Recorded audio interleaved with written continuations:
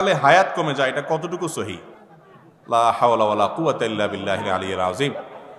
স্বামীর দিকে তাকাইলে যদি হায়াত কমে যায়, তাহলে কার দিকে তাকাবে বেচারি? এটা কোনো কথা হলো?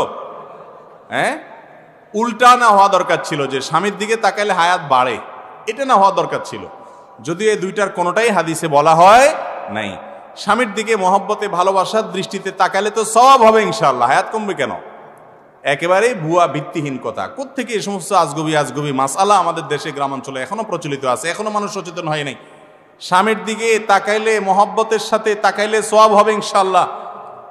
আবার স্বামীও তার স্ত্রীর দিকে মহব্বত এবং স্নেহের পরশে তাকালে সেটাও তার জন্য সওয়াব হবে ইনশাআল্লাহ।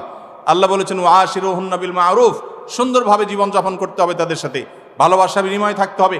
স্বামী স্ত্রী যত সুসম্পর্ক থাকবে, যত মিল মহব্বত থাকবে, তারা এই ক্ষেত্রে অনেক বেশি মুত্তাকি এবং আল্লাহ তাআলার প্রিয় মানুষ হতে পারবে। আর স্বামী স্ত্রী সারাদিন ঝগড়া লাগে, কথায় কথা শুধু তালাকের কথা বলে, বই বাপের বাড়ি চলে যাওয়া ধমক দেয়, স্বামী তালাকের ধমক দেয়।